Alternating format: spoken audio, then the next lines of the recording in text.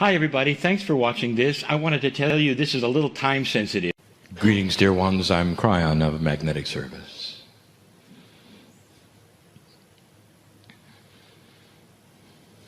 My partner literally steps away. His consciousness is split. As many times as he does this, it's always new. He knows what to expect, but each time is slightly different. Dear ones, this is channeling as he does it. And as we've said before, there is no generic way to channel. A human being opens themselves up, and it can come out in song. Greatest paintings that you ever saw and experienced and felt, enjoyed, have been channeled. The greatest melodies of the planet, channeled. The beautiful sculptures that you see, that speak to you, have been channeled. And so it comes out in so many different ways. But even those who do what you hear now are different, one to the other. Some humans must be literally taken out of consciousness, therefore they remember nothing. Then there's my partner who was asked to remain. And because he did, it took him longer. To understand what is being said, to cognize it, and to check for its integrity. Dear ones, this morning I gave a message. And I must tell those who did not hear it why they're not hearing it. The message was for you in the room. Some of you have already decided why, and there's some truth in this. Let us just say personal messages were delivered in ways that were accepted and understood. It wasn't necessary to record them. But some principles were put forward that we wish to review for those who are hearing this message. It's a principle that many have not heard. And I want to add something else to it. But before I go any further, I want to tell you that in this room, in this place, what happened this morning is still happening. There's messages being delivered to those that need to hear them and feel them. No accidents to bring you to the chairs. You know that. Long after you leave this place, this can continue. There's linearity in your thinking that says you've come to an event, and when it's over, it's over. That the channeler leaves. But I'd like to tell you what remains. The connection remains. If you have made a connection this day, and have felt something different this day that was pleasant to you, that was compassionate to you, that felt like home to you, you have made a connection with Spirit, not with the channeler. And when he leaves, long after he leaves, the connection remains. We have said this so often, but you need to hear that in this room. You're never alone. Never. An entourage is always with you, literally. It's the same one that always was. But if you made a connection, you're feeling it more.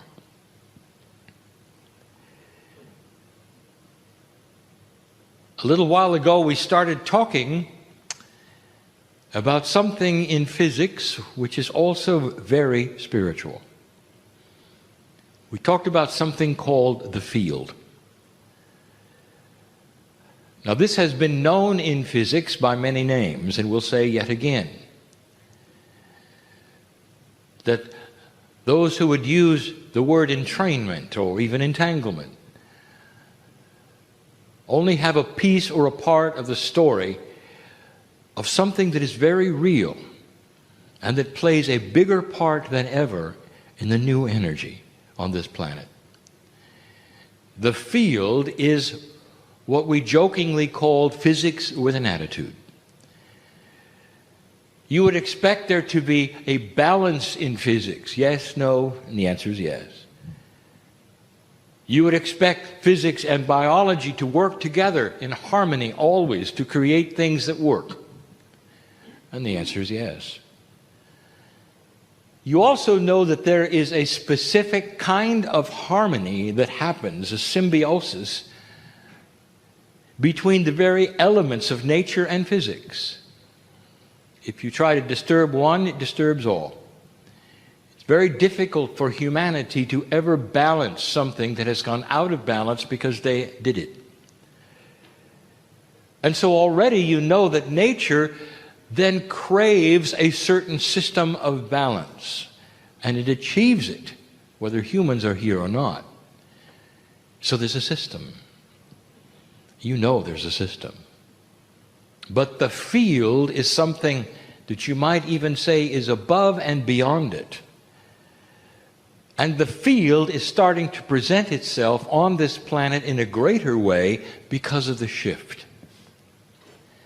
When you've made this shift, dear humanity, it's almost like you've made a statement, I'm staying.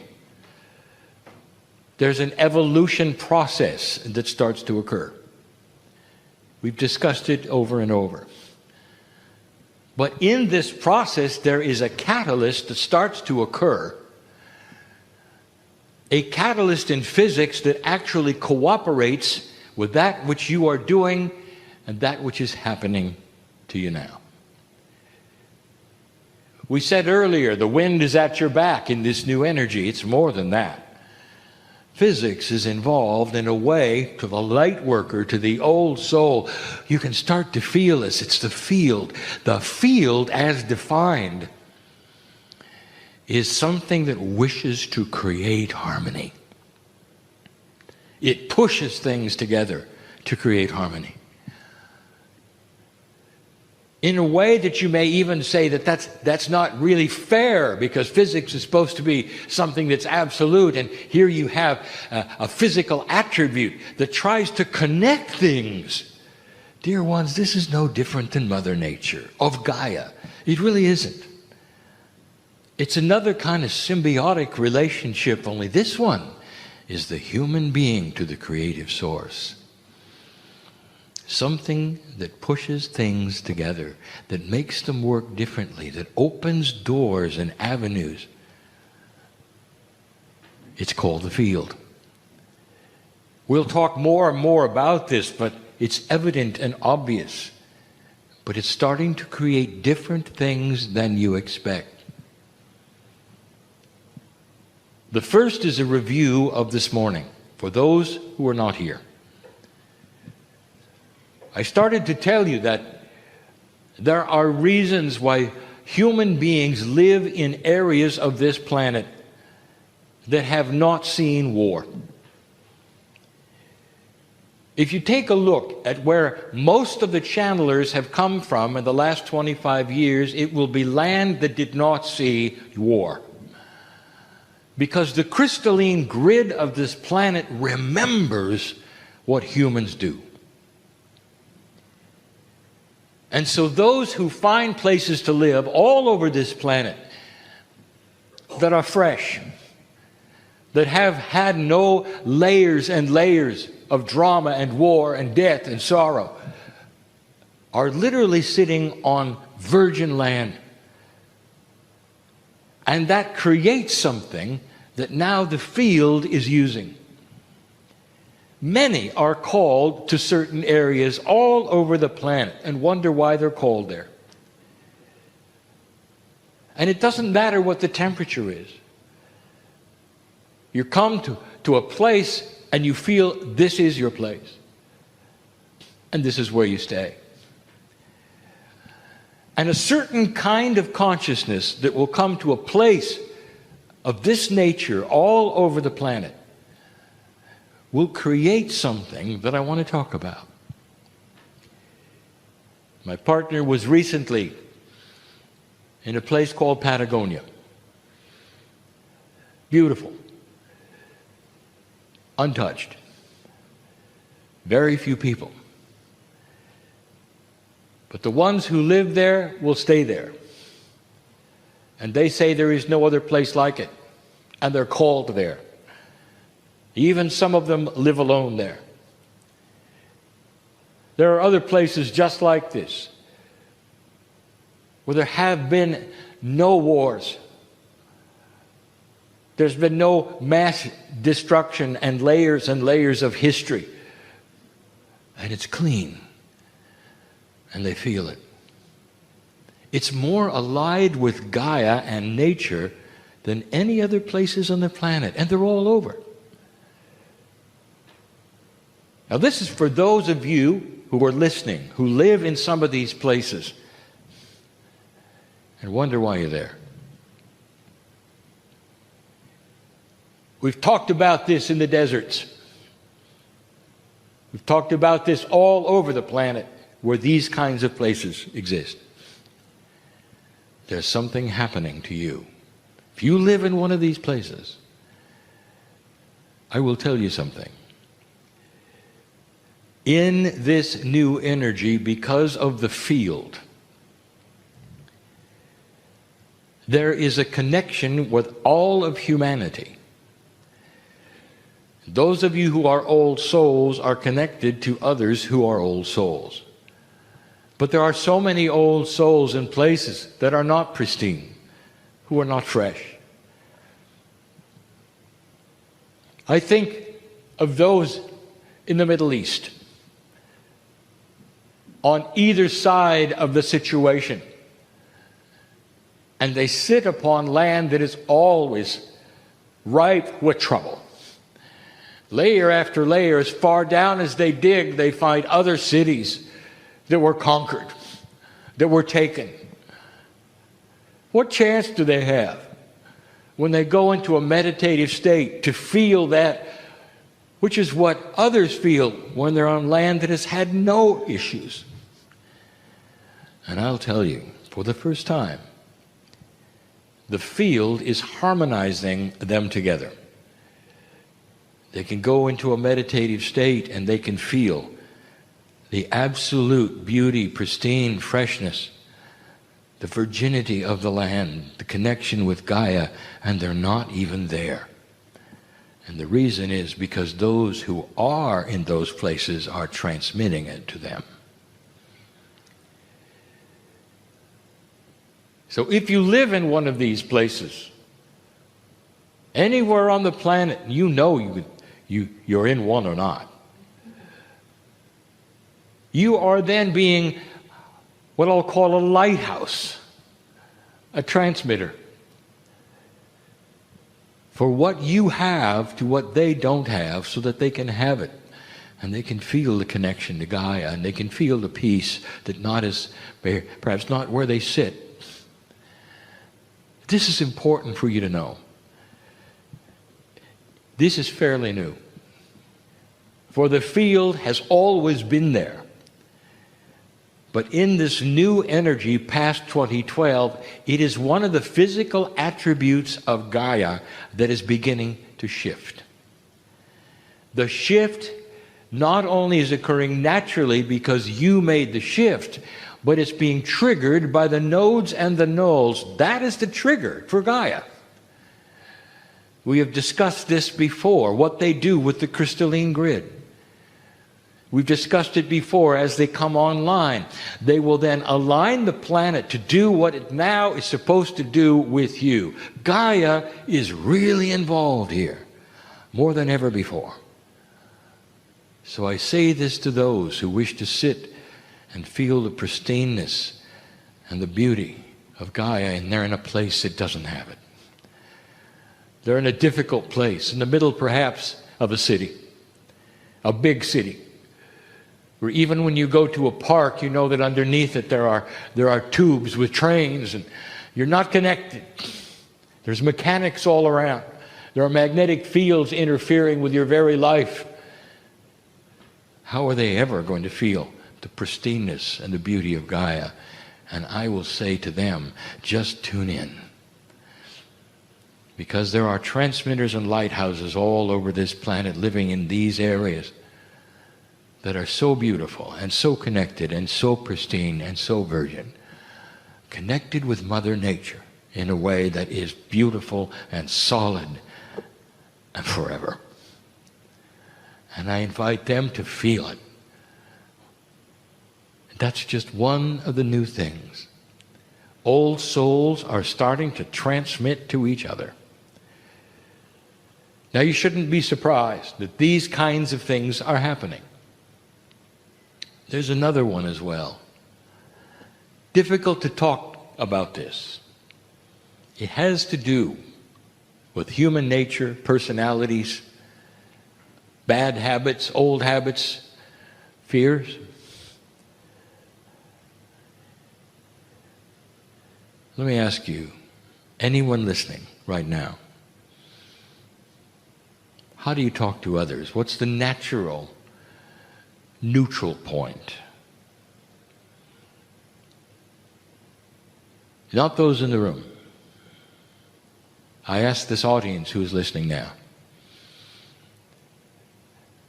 And you would say, well, I have to be a little forceful to get what I need, because I live in a difficult place. And so I approach things perhaps with a little more aggressive than most people do. And I would say to you, does that mean you're unkind to them? And that person may say, well, I don't mean to, but sometimes they say I am. But this is the only way I can get what I need. And I say, really? Because something is going to happen. And I want to tell you what it is. Because of the field. Dear ones, for many years I have said that this new energy, there can be no more fence sitting. And what I mean by that is you cannot claim to be one thing and then go out and be another. It has many names, but the fence sitter is the best. You don't want to necessarily commit to the esoteric things when the channel is over. It's how you treat the waiter who comes to your table when you have dinner. It's how you treat those on the road who cut you off. It's what you say about others when they're not there. Now you might say, well, it's good advice, and thank you, Kryon, and I'll be more kind. That's not what I'm telling you. I would like to tell you there is something going on. You see, the field wants harmony. It tries to put things together, and it's starting to increase its effect. The field is all around you. You listen to Kryon, perhaps. You've been to meetings, perhaps. And you've heard everything that I have had to say about the beauty of compassion and how you're moving into the age of compassion and what compassionate action means and the energies of it and how much easier it's going to be. And you listen and you listen. And then you go out and do whatever you want to. And when somebody is not pleasing to you, you're unkind and cutting to them. It's the only way you've lived before, perhaps. Perhaps insulting people gets your results. And you'll come back then and listen to Kryon. Feel very good. You're very spiritual until you leave the house. It isn't going to work anymore. And let me tell you why. Dear ones, the field wants to create harmony and put things together. And if the field cannot put things together, those things that it would put together become more unbalanced than they ever have before. How would you like to age faster and die quicker? If that's what you want, then continue, fence sitter. Because your very cellular structure will be rejected by the field. And what that truly means is that unbalance in your chemistry will result from unbalance in your personality. This is so profound, and you don't even know it's happening. And what you have perhaps done, some of you, not those in this room, some of you listening to this, where you felt just fine to be spiritual when you wanted to, and then go out and then be angry or have drama or be insulting. I will tell you that the ones who have learned compassion will live a lot longer than you do. And how does that make you feel? It is here in front of you. Right now, things are happening we told you might happen if you passed the marker when I got here 26 years ago, and they're happening. And one of them is this: you cannot sit on the fence.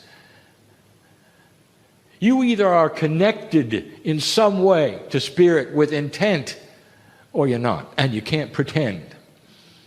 You can't pretend. Your body knows. This is not a punishment. It is a system. It's a system of beauty. It wants to harmonize that which you do and is ready to help. There are those who said, well, I'd like to do this. I'd like to harmonize, but I've had a whole life of a habit. This is just the way I work. Here's what I want to tell you. That with your intent and your affirming that you are going to change into a more compassionate person, the field will be right there. It's going to be the wind behind your back. You're going to find yourself thinking about things different, looking at others different, using different words. You're going to find you have more energy. You're going to feel your cellular structure healing when it never did before. Sores on your body will heal up faster. Did you know that? This is real. Hair will grow faster. Nails will grow faster. Did you know that? And the reason is because there is a harmony here that hasn't been here in a very long time. How would you like to take everything that I have said through the years and apply it finally to a persona that you are? So that you become a more compassionate person, slower to anger. All of this is possible because the field is on your side. Think of it as a magnificent, angelic presence who is ready to help you with everything that you're asking to become more compassionate, more master-like. I already told you the results. It's not just that you're going to live longer. People will notice. People around you. If you're young enough, your children will notice. May I say this? Even animals will notice. They'll come to you when they didn't before, because now you emanate on your Merkaba a pattern which is totally different than the pattern that it was before. No anger. Very little drama. You emanate peace. You invite compassion. Dear ones, I would not give you this information if it were not so. I want you to get ready for more of this. It's starting to happen on the planet, but especially I speak to old souls who want to be fence sitters. Come and enjoy the energy, leave and do what you want. There is a reckoning for that. And some of you will feel it. And you'll wonder why you're so tired so often. It's time to come into alignment with the creative source that is all through your body. It is here for you and always has been. The easiest thing you could do was to relax and find the compassion that has always been there. These are the things that I wish to tell you today. These are the things that need to be said. This is what is happening in the shift. You're going to see it. In so many ways, you can watch it as well. For even those on the planet that are not invested in spirituality will have the same result. Those who are unkind will bring unkindness. They will bring unbalance. They will manifest their own demise. Those who are gracious and compassionate will attract that which is beautiful and works. Watch for it. There used to be that it was neutral. There are those who would say, how could that person exist and be so ugly to other people? How can they sleep at night? You've heard that before. Well, I'm going to tell you something. Those days are over. They won't sleep at night. They will create their own demise. There's now a payoff because there's more light on this planet than there ever has before, and this field of harmony is starting to invade everything. It's almost like the beauty of Mother Nature is starting to affect humanity and expect the same things. Symbiotic systems that work with compassion and beauty. It's going to change human nature. And we've said that before as well. I am Kryon, in love with humanity, congratulating you on the shift. And so it is. Hi everybody, thanks for watching this. I wanted to tell you this is a little time sensitive. Greetings, dear ones. I'm Kryon of Magnetic Service. I wish to continue the theme of love.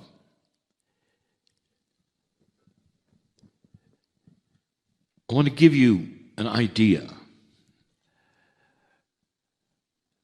of something so simple, yet so powerful.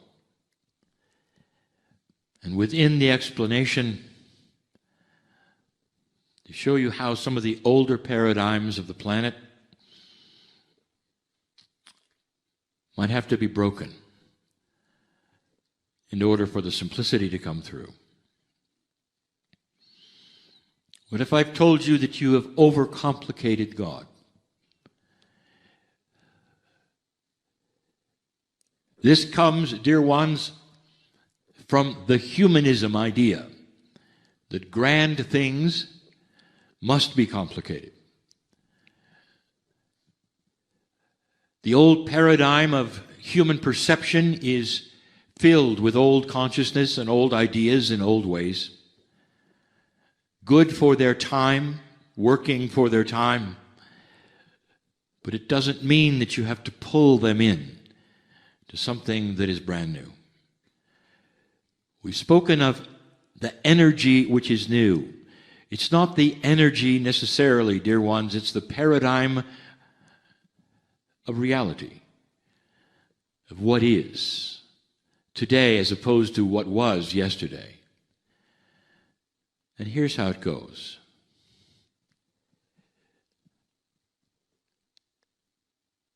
I've heard people say, Kryon, we listen to you. We like what you have to say, and we're starting to apply some of it. However, we need to know something. What is your belief system? What are you teaching? And what I would say back to that is there is no system. And the human would say there must be. For when you look around the planet, all of those who believe in the creative source have some kind of structure. And in that structure there are rules. And in the rules, therefore, are the right and wrong ways to do things. that would then enhance the worship or the knowledge of the Creator. Kryon, in that, where do you fit? What do we tell our friends when we say we want them to hear Kryon and they say, well, what are the rules? What's the system? I want to ask you something. What if, just for a moment, follow this idea that you could pretend for just a moment that your soul could stand before the Creator of all things, all by itself, and suddenly the eyes of God were on you, and you could ask the question to the creative source, what is your system? There would be a smile and an overwhelming feeling of caring and compassion when the creative source said, there is no system, there is only love. And if you came back to the planet, you would say, you know, there is only love from the creative source. And the humans would say, well, yes, that's correct, but you are not God. You have to have a system in order to make sense of that which you don't understand, which is God. And this is the difference, dear ones, between an old and a new energy. What if I told you there is no system? Love is not a system. Love is a reality. It is an existence. It is what it is.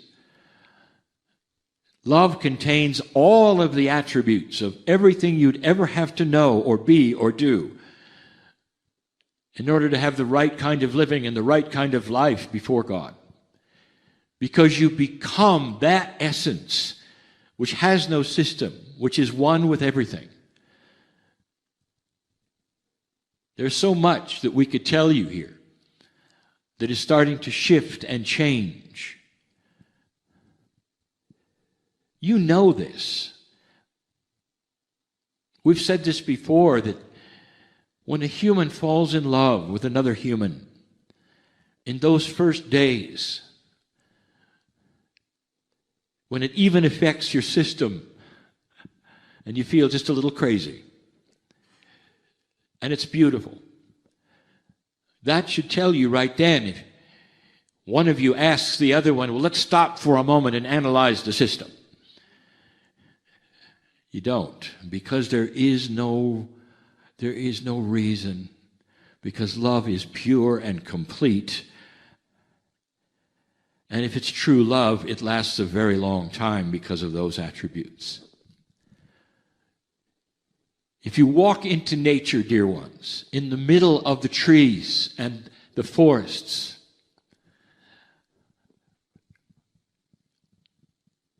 and you said to the trees, what is the system of nature?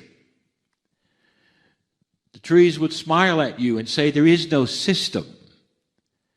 And you would say, well, certainly there is. Look at all of the things that go into making you exist, and you've got to relate to it all. And the trees would say, you see, we relate to it because it's a relationship. A tree will have a relationship with the dirt, with the insects and the birds and the sun, and with carbon dioxide and with oxygen. The relationship is what each tree has, and it's different from tree to tree.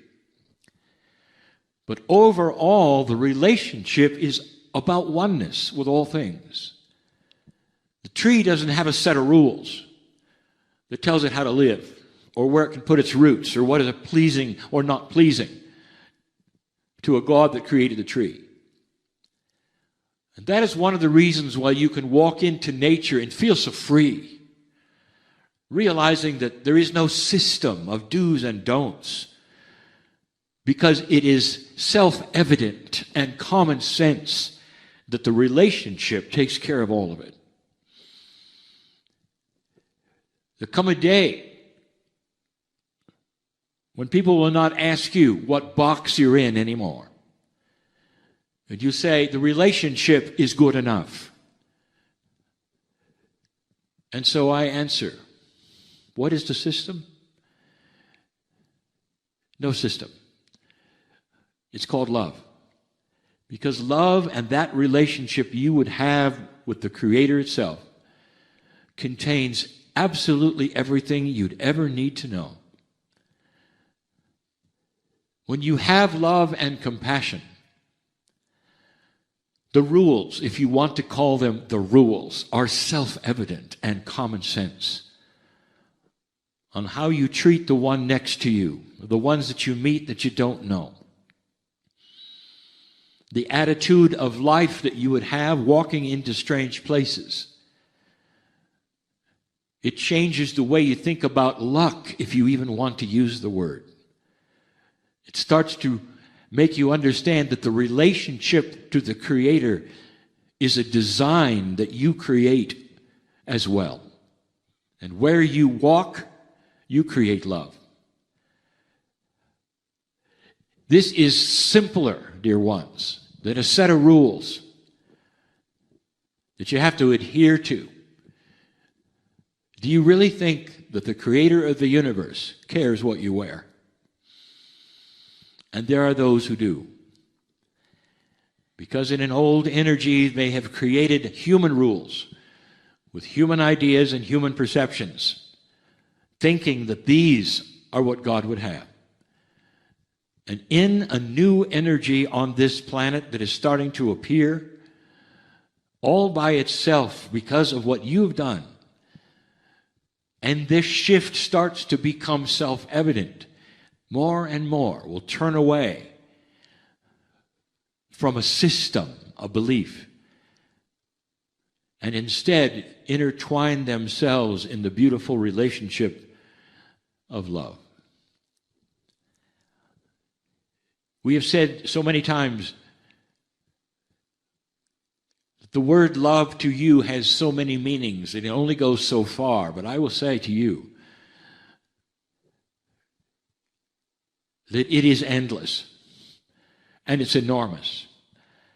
It's more beautiful than anything you can even begin to imagine. The light of 1,000 suns is a drop in the bucket to the light of the love of the Creator. And in that, I tell you also that your soul carries all of it.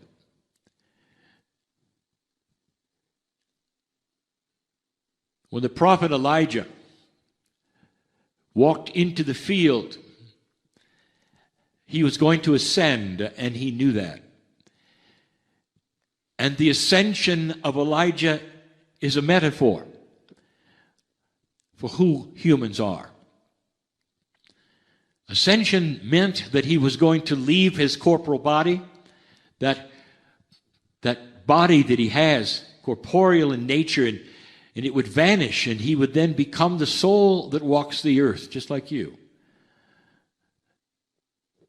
And he knew what was going to happen, and so he had his understudy, Elisha, write it down. Don't miss a thing, he said. Tell everything you see. And Elisha saw so many metaphors and so many things written so carefully in Scripture. But the biggest thing he saw was this, that Elijah turned into the light of 1,000 suns. Too bright to look at, unbelievable to any human being that there could be a light that bright. That was Elisha's soul. And dear ones, it's just like yours. It is pure, without rules, without systems. Because love is self-evident in its compassion, and it tells the story through its intuition of how you would live and receive and give to every other human or living thing on the planet. It's so beautiful and elegant in its instructions, so intuitive, that the proof is this, is that when you meet someone else who has that love, you meet them eye to eye and you see them as family, because you both understand exactly what I'm talking about. This is not the New Age, dear ones. But that was the name given to something before that had rules. It bothers many that the believers here in this room would not have a prophet or a place to go to with a name or a set of rules or a denomination. And they would be seen as floaters without a home and without a center. And dear ones, that is the perception of an old energy that needed to be grounded in rules, in beliefs, that put a veil before God. Blessed is the human being who understands this and strips away all of that, if even for a moment to test it and say, is love enough? And the answer will always be more than enough. This is the message we will continue to give on this planet that continues to change with new paradigms that become self-evident. And so it is. Hi, everybody. Thanks for watching this. I wanted to tell you this is a little time-sensitive. Greetings, dear ones. I'm Kryon of Magnetic Service.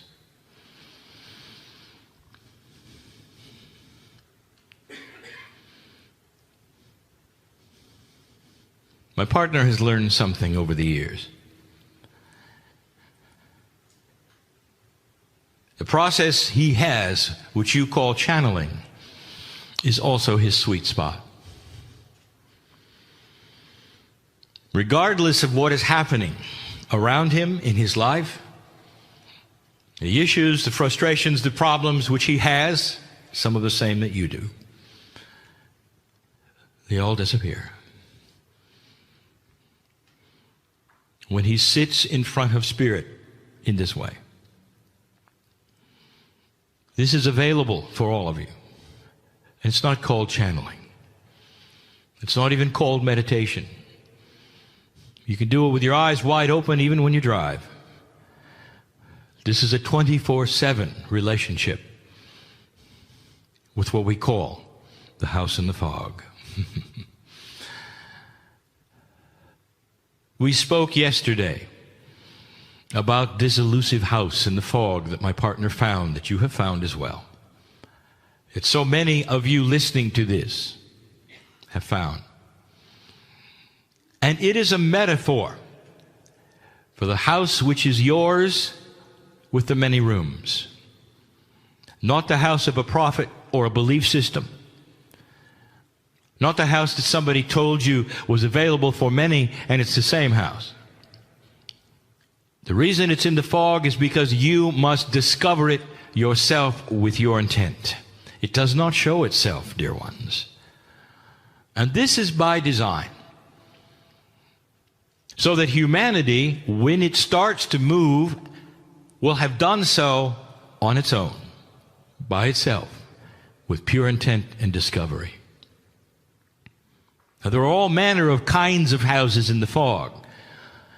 One of them is integrity in all kinds of things, without any spirituality, just a different way of thinking. But the one I want to continue talking about right now is that which we discussed yesterday. The house in the fog is you. The power of you, what's in the house, and what's different there. Let us back up. I told you yesterday that there was a time when my partner was pleased with everything he was. There was no reason to search for any more. And this suits much of human population and civilization. They're in the box we talked about this morning. Don't disturb them. They're working with it. It's happening. In my partner's case, he found the house in the fog, that is to say, the one that was hidden, because that which occurred to him pushed a button of curiosity. Is there more?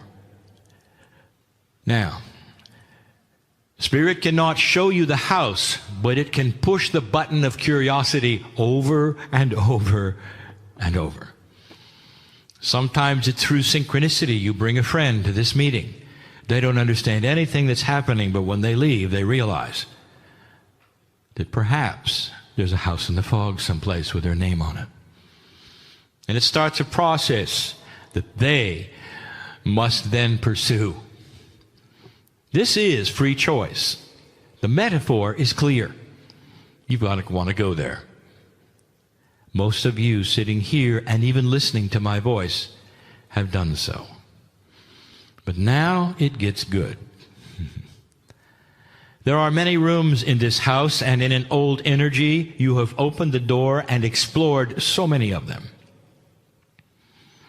We mentioned yesterday that so many of them were beliefs.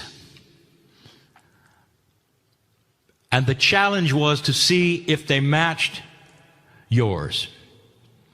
Could you justify the idea that you'd lived before? That's one of the rooms. Is it possible there's something called an Akashic record which would have then recorded what you did before? That's another room. So far, all of the rooms are very 3D. That is to say, they represent things and beliefs. Is it possible that sound and color has vibration that would heal? It's facts, beliefs, processes, even physics. And it requires that you open the door, take a look, close it if you're not ready, and come back when you are, if ever. And here we sit with the house in the fog with many rooms. Now we want to tell you something. You've now discovered a stairway. And you start going up the stairway, and the name of the stairway is profound. It has many names, dear ones. It is the shift of the planet, the precession of the equinoxes, the prophecy of the eagle and the condor, the city on the hill, peace on earth. And the stairway beckons itself for you to discover new rooms in your own house. The second story literally is the next story to be told. And you walk up the stairs and you are presented now with more rooms, and they're not near as easy. They present now a puzzle that deals with your inner core, that which is you, not necessarily something you want to believe in or you're curious about, but something that you have to work with that will change you forever. And there they are. You can even see the names on the doors, and some of you won't want to open them. And others will be brave enough to say, I'll try now. Come back later when I understand it more. The first one is called purpose. Very difficult, very difficult. A concept. What is your purpose on the planet? Not 3D. I am talking about your soul on earth. Why so many lifetimes? Why at all? Why now? And some of you have it figured out and some of you don't. And many don't want to try. It's too complicated. You're afraid of too much responsibility. You 3Dize it. You want to box it in there. You'll say, I know what my purpose is to help humanity and write this book and do this and this and this. You missed it completely. Purpose of spiritual soul.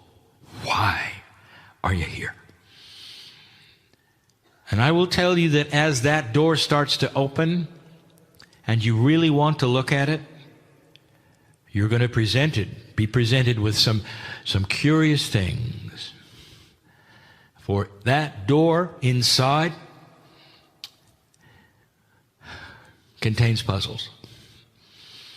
You have to take your three-dimensional mind and throw it away.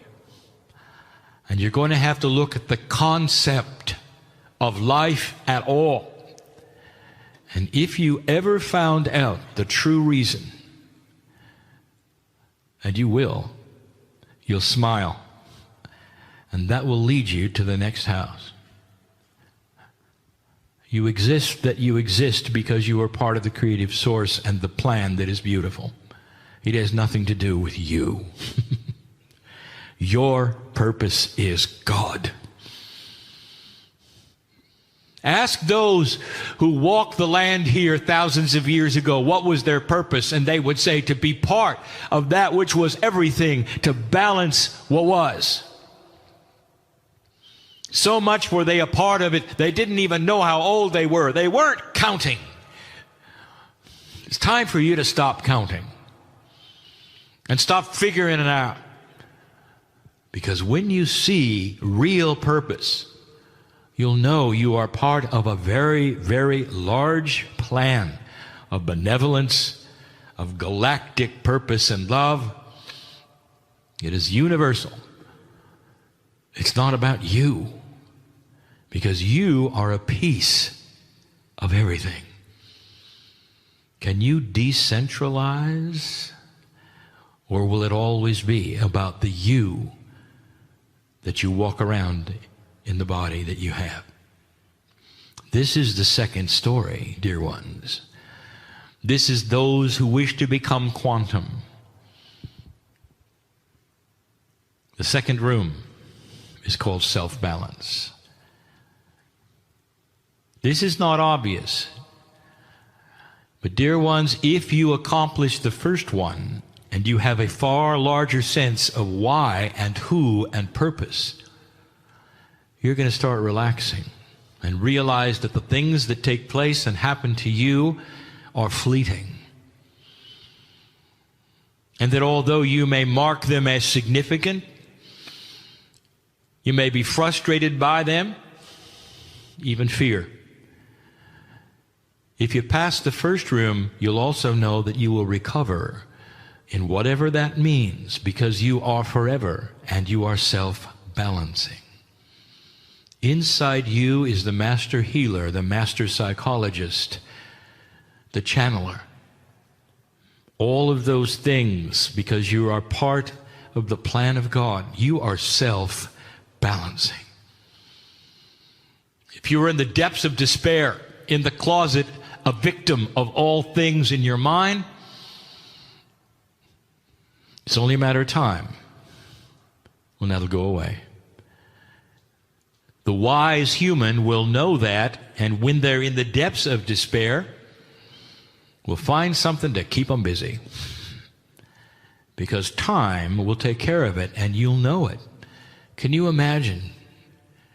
Can you imagine, no matter how you feel, no matter how angry or frustrated you are, if you knew there was the light coming, and all you had to do was wait, you would act differently instead of scrambling for solutions and survival. It's a different way of thinking, isn't it? A whole different concept. Room number 3. If you would get past the first 2 rooms, number 3 has a sign on it that says completeness. You are complete. How many of you keep waiting for what you're supposed to be doing? Don't raise your hand. There is a feeling of linearity within you. The clock is always ticking, and you want to know what you're going to do when you grow up. And this is very common, especially with old souls. Especially because you see at some level the power that you have. And you're never complete. You're never complete. When you go to bed at night and you think about who you are and where you are and what's going on, can you honestly say, I am that I am. I am complete with myself. If nothing ever happens past here, it's beautiful. Thank you, God. And I will tell you that most light workers don't think that way.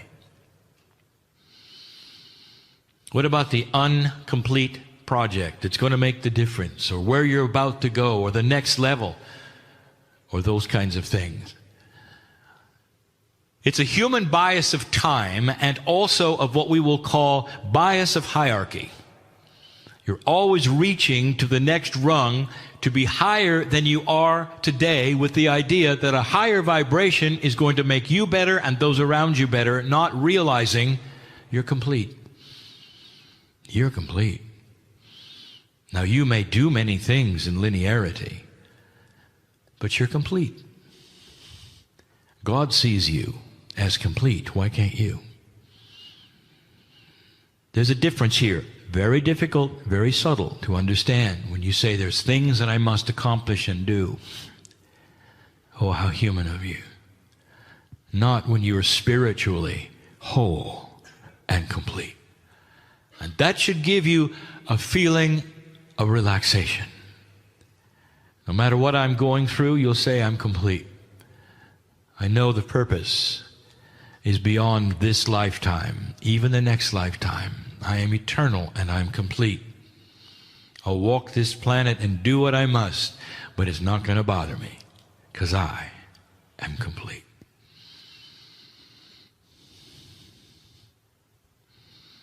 Can you have peace with yourself? This is also very difficult. Those who have passed the first doors and are complete have total peace with themselves. And you may be in a situation where you're not finished and you know you're not finished, or you're frustrated because things around you are not moving. In fact, you feel like you're never settled. The biggest challenge: can you be at peace with yourself anyway? The new normal is this way. It pushes and pulls you with an old energy that tells you you are incomplete, you're not worthy, and you're never satisfied. You want to know what a balanced old soul looks like? They glow because they're satisfied and peaceful with who they are. And they may be in the midst of turmoil in 3D. Do you see how these rooms are more advanced than you thought? They're difficult even for my partner to deliver the message because he has linear concepts and he is discussing quantum ones. The final door is the hardest. It's difficult to even have a name on it. We're going to call it the new human. It's evolution. Are you ready for such a change that you won't even feel like a human being? A change that you cannot fathom, and one that all planets of ascension have gone through. So remarkably difficult is it that some have had many psychological problems with it because it is so different that you feel you're losing your mind. And yet it is sustainable through the love of God and with the help of holding the hand of the Creator. Dear ones, when you start being in touch with your DNA at a higher percentage and you're moving toward what we will call the 44 percentile, your brain functions differently and starts to work with innate and even the heart energy. A new process begins with you. It affects everything you are. You see things that you've never seen before, awarenesses of things you were never aware of before. You hear differently, you perceive differently, and it's all you can do not to be strange. You keep it to yourself until you find that others are experiencing similar things. This is one of the most difficult shifts that's coming for humanity. The Pleiadians went through it. They know what it is. If I told you what they could do now at DNA working at over 80%, you would recognize it, because this is what the masters who walked the planet were able to do. Think about this. Consciousness over physics. The ability to produce objects and things with your mind that are real. Where nature actually obeys the physics of your consciousness because it is higher than that. Did you hear that? That the consciousness that you have, which is mastery itself, nature obeys it. Are you ready for that? You say you are. No, you're not. Not yet. But it will begin slowly. And when it does, you're not going crazy, dear ones. You've just met yourself, the real self. Some of you will know what I'm talking about, not too distant future. Now listen, all of you, listen, complete with yourself. Look in the mirror. I want you to imagine you don't look like that. Don't let the gender fool you. You're going to look eternal. The next time around, the next time around, the next time around. There's a lot to do. And you'll keep coming back and doing it and living longer and wiser as you do. And the mirror can never reflect the second story. This channel is a puzzle to many. But it had to be given on this land. The energy is correct for it. It's why some of you came. And you'll want to hear it again. Like all of the others, this channel is given in love and benevolence to those who have passed the marker. We've seen this before, and it is exciting. Be complete. Breathe. Relax. And know that all is well. And so it is. Hi, everybody. Thanks for watching this. I wanted to tell you this is a little time sensitive. Greetings, dear ones. I'm Kryon of Magnetic Service. My partner steps aside, as he always does, and lets an energy come in that he is now very used to. Uncertain of what that energy will say, but certain that it's pure, accurate, true, loving, compassionate, benevolent, and part of a greater system that is partially hidden to the human beings who listen. And the partially hidden part in the past has always been the fear part. Anything that hides must be bad, according to old human nature. Why hide it if it wasn't trouble, they say.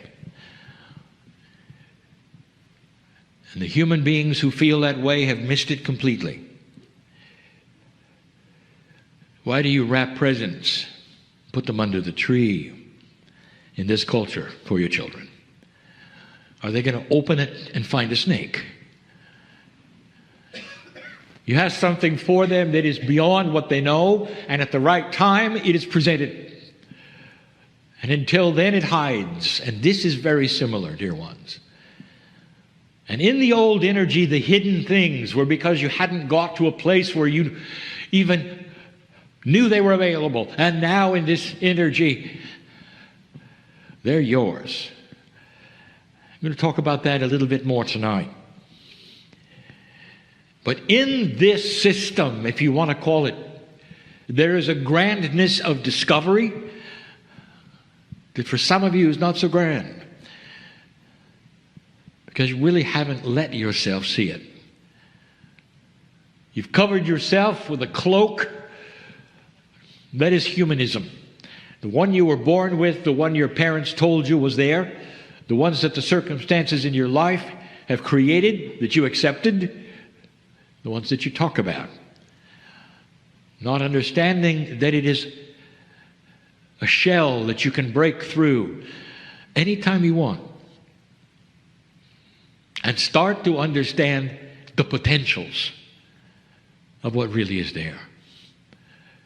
As you walk through life, all manner of things are brought to you that become challenges because they are not the things you expected, or they interrupt the flow, or they create sorrow. There are frustrations for all those who are humans, and that is because you live together with free choice. Anyone can go whatever direction that they wish. And if they don't even know that, they will go a direction that their body will go. And in that, of course, there will be confusion, unexpected things that take place, sorrowful things, joyful things, benevolent things. It's a mixture, isn't it? As my partner says, some believe they walk around rolling the dice. What will it be today? How will it be tomorrow? And that is like saying, I'm not in control at all. And the dice I have in my hand that I'm about to roll creates chance. And that's what I'm going to get because I'm not in control. Others will say, I admit I'm not in control, but therefore I can call on the divine and it's in control. So I'll get help from the outside. The thought of that works for many, but it's still not accurate, not fully accurate at all. The truth is this: inside you is the ability to break the wall completely and see, perhaps for the first time, a new system. And it is new. Since 2012, it is more available than ever before. The last channeling we gave before this one, very last one, was about your DNA and what has taken place with it. It talks about something that we rarely speak of. The fact that the human being is starting to develop a consciousness through its DNA that is multidimensional. You have been linear in your thinking, in your expectations, in all the things that you have, even spiritually. You have been so linear for generations and generations, thousands of years. And suddenly, there is a shift. And the shift isn't just in the energy of this planet or the magnetics or in the consciousness. The shift, truly, is that humanity itself is starting to gather an energy it never even knew it had. The way you think is becoming different. What would it be for a human being to have multidimensional consciousness? And the answer is multi-layered, for it starts in one area, it goes to another and graduates to another. When you start becoming a multidimensional thinker, you think out of all of the paradigms that you were ever given. Tonight I'm going to tell you about a library. It's a metaphor for something else. And this is going to show you the power, truly, that is inside each one of you. What if you're not what you thought? If you could throw away all the paradigms that you were given, what would they be? How about the paradigms of aging? What about the paradigms of health? What about the paradigms of what the doctors tell you? What about the paradigms of the scientists who tell you how things happened on the planet? What about what you learned in the textbooks in school of who you are and how you got here? What if I told you that every single thing I just spoke of, you learned incorrectly? And you learned them incorrectly because it's the best you had. It's where human nature and the mind, even of a brilliant scientist, will go. In an old energy that has nothing more than linear thought, linear evidence. And suddenly you don't. You're going to have something open up that even goes beyond time itself. If that's true, Kryon, what is the first thing that we could then do? Show us the staircase we need, one at a time. Dear ones, if you become multidimensional, there can be no more stairs. For becoming multidimensional, even a little, is something that requires you to see the stairs as one object, and you go in both directions, sometimes even sideways, in order to think out of this box of linearity. But I'll tell you the one thing that would help the most is to rewind for a moment, as much as you can, to the happiest time in your life. Some of you were children for that time, others were not. And no matter what has happened in the interim, that you would capture that for a moment and put it right back where it belongs on you today. And you would say, I can't do that, too much has happened. There's too much water under the bridge, Kryon. And I would say to you, oh, dear ones, how linear you are with your water. Under the bridge, going from one area to another. Aging. Climbing that ladder of disappointment and frustration and sorrow that so many of you just have so much of. And we'd say instead, there is something special for the rest of your life, if you want it. And that specialness has to come from you peeling that onion of awareness. The onion is old. Been in the refrigerator too long. And you're going to start peeling it. And in that you will then see that there is more. And in the process there will be some tears while you peel the onion. But I'll tell you what happens as you peel it. You start revealing truth. And the truth you see is not what you tried before that didn't work. The truth is not what you expect. And the first thing you'll start to feel is peacefulness. You might wake up in the morning and say, something has happened, I feel too good today. With all the things around me that have happened, or all that's going to happen, or what I have to do, or what I think might happen, I feel pretty good. And you'll start understanding and realizing what's real and what is not in your life. I was asked a question just a couple of days ago in Channel. What are people going to do with the circumstances of their life? How are you going to feel good when you have all these things, these circumstances? And my answer was, the circumstances are what the humans have created. Get rid of the circumstances. That's what you did. What's your reaction to it? How are you feeling? Are you depressed? Do you fear it? Do you think it's coming back? What's the frustration? And all of those words I just gave you are humans reacting to what is around them. So circumstances are what humans create. There's not the reality that is around you. What if you took what is around you and reshaped it and reframed it? I know this is not something I want. This is frustrating. I have a team with me that is divine because I have a soul and a multidimensional self which is beyond any of this. I will not be frustrated and add to this, which will then eventually age me. I will not accept anger in this because all things happen for reasons that I don't know.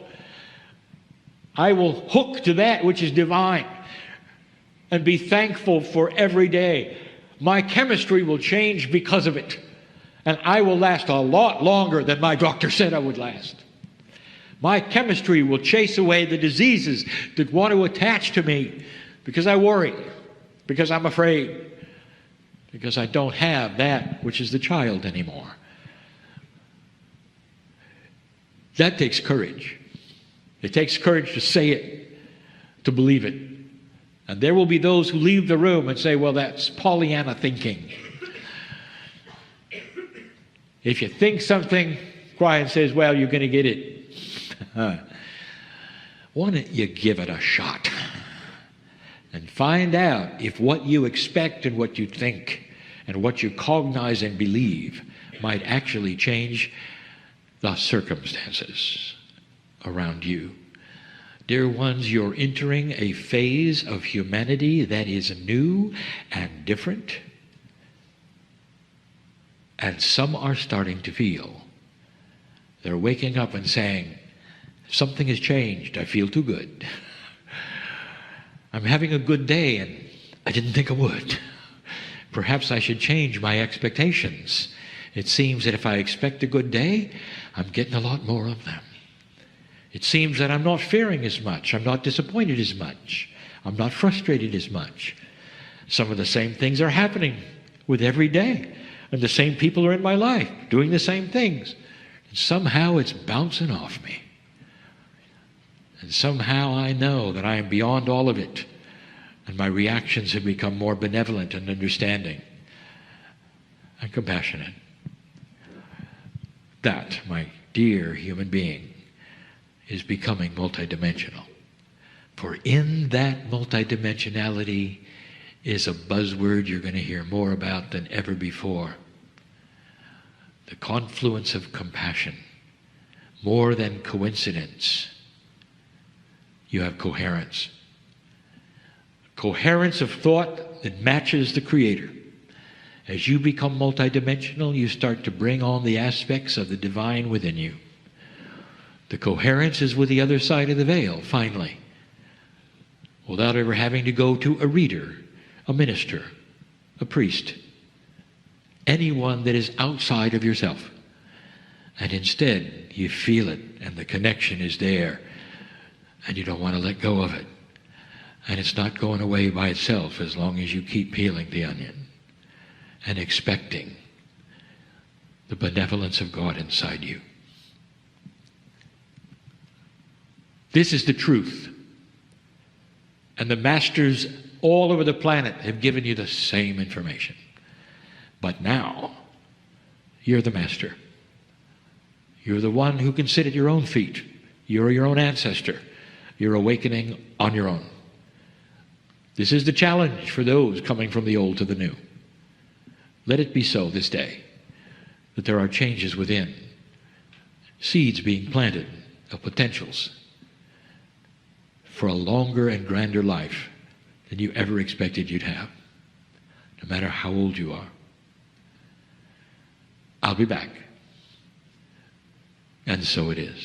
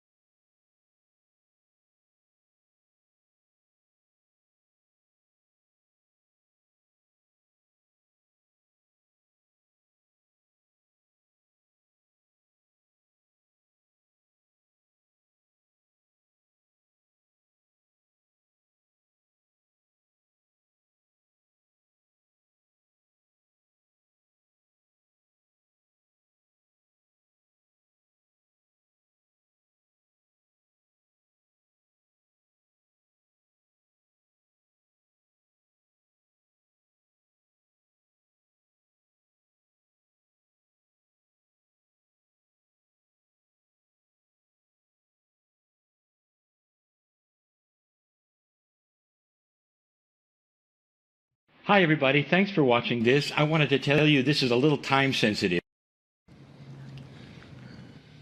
Greetings, dear ones. I'm Kryon of Magnetic Service. This is channel number 8. It's message 8.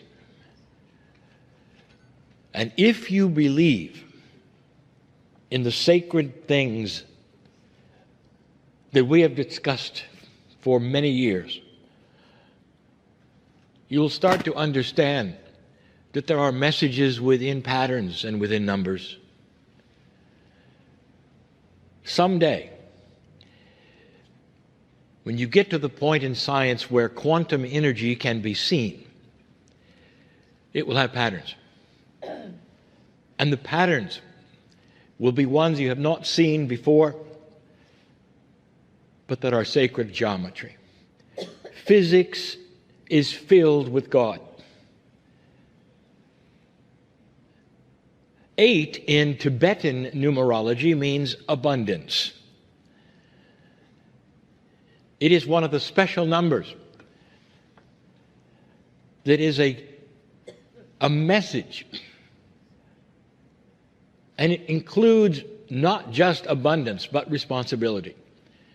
So you might say the definition of 8 would be responsibility and abundance.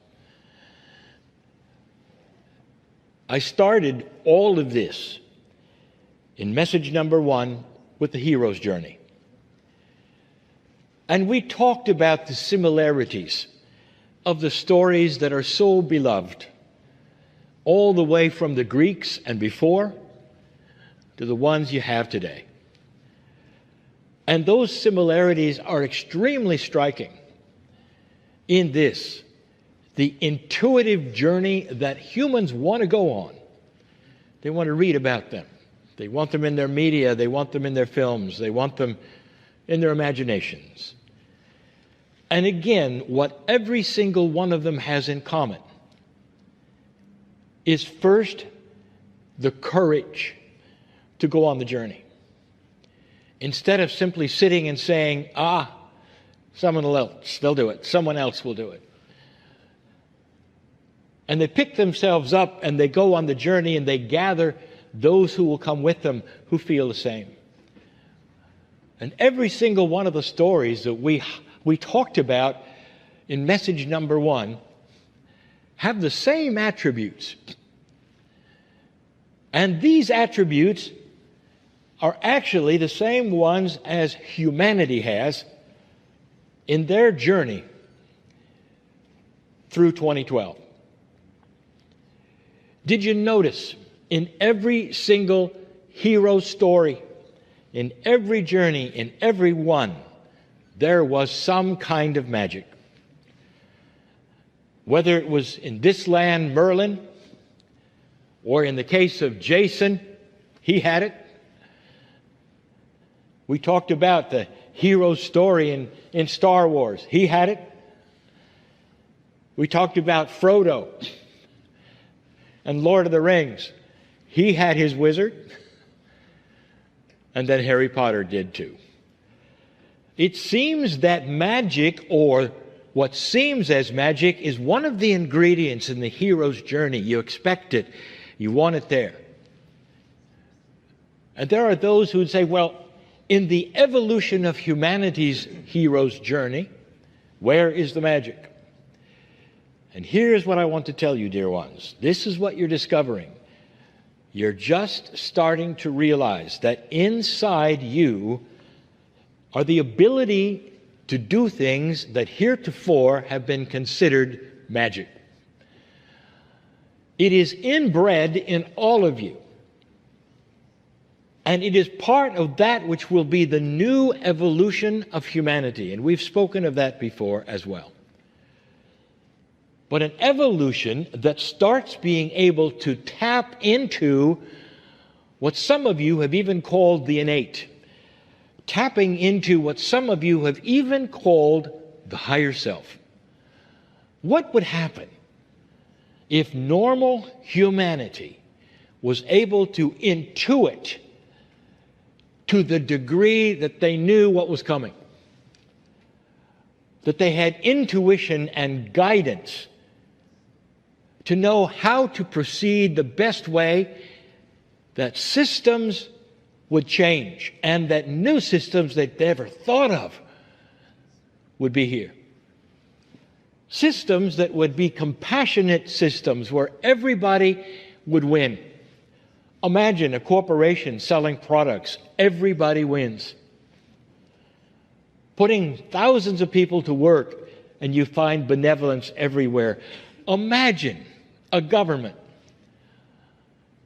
where the benevolence is considered to be the golden rule, and compassion is considered to be something that is beautiful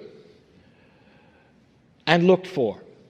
Right now, dear ones, you're looking at the oldest energies that the earth has ever seen, and it's still here, but it's beginning to shift.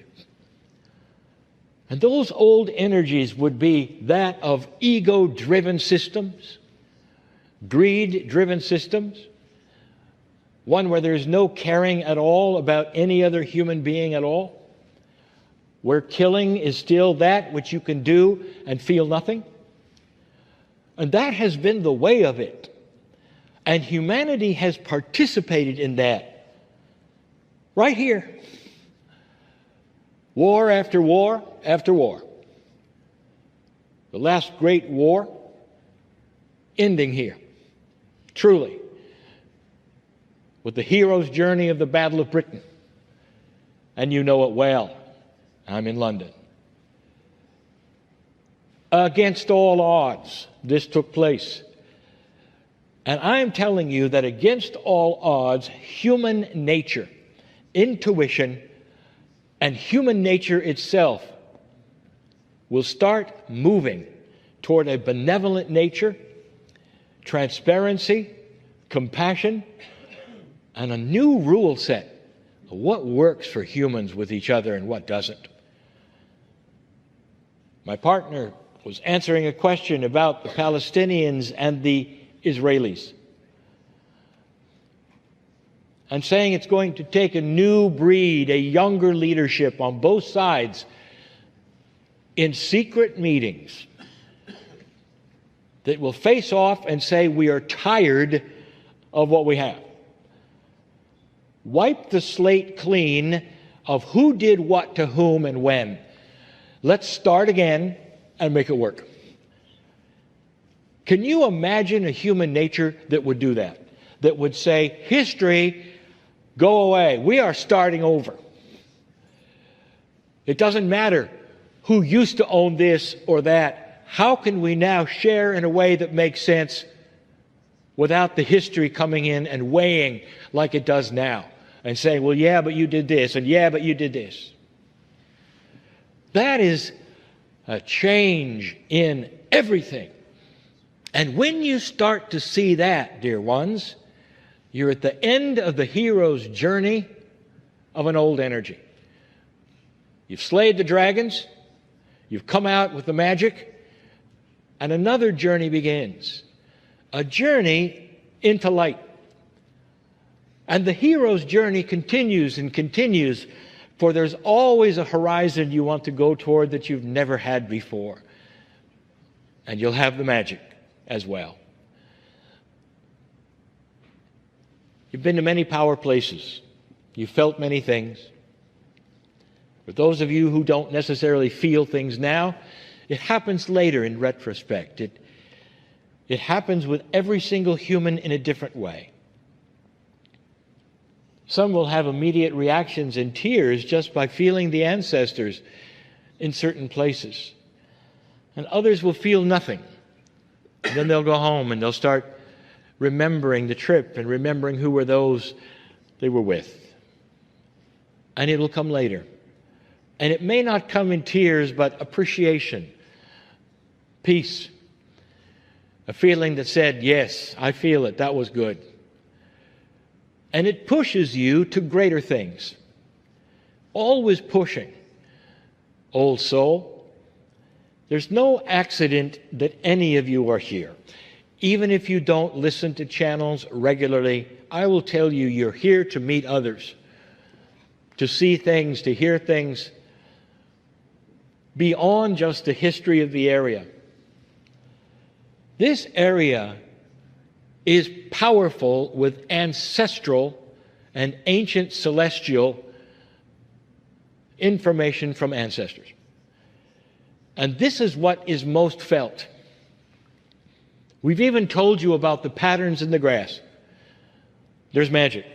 We've even told you that the patterns are not stamped but pulled downward from the crystalline grid, and even the energy of the ancestors themselves giving you messages within messages with patterns. A place that does that, you know it's powerful here. You know it is. Whether you think you feel it, you're going to go home with things you didn't expect, if you're open to it with the free choice you have. An old soul is an old soul because they've had a journey on this planet for civilization after civilization. At some level, you can look backwards and you say, I've been there and I've done that, and know that. You're not a newcomer to the planet. You know how things work. You may just feel, well, you're aware of how people think, and you're good at what you do because of it. Dear ones, let me tell you, that is not automatic when you get here. You've had to go through learning after learning after learning to have an intuition that knows how people think. And when you finally come to that conclusion that you're an old soul, the next thing is, what can I do with what I know in this new energy? And then you begin to realize you're the hero. You've come through lifetime after lifetime. You've even used some magic. And some of you have been burned for it. But the magic is still the same. It's the same thing. There's healing inside. Gaia has sentient. Gaia has an attitude of benevolence and beauty. Gaia is part of God and needs to be considered in all things you do that are appreciation of God. Whether you call it worship or not, you cannot leave it out. The messages of the ancestors today are telling you that, but now they're getting through. And they're getting through because the old soul is starting to have a veil that's lifting and is hearing it in so many ways. At home, how you treat others, how you treat those at work, how you treat your children. It's different than it used to be. And at the same time, how you have peace over what is happening in your own body, no matter what the doctors tell you. I've just talked to several people here, haven't I? Is it possible that your chemistry can heal better than anything a doctor can do?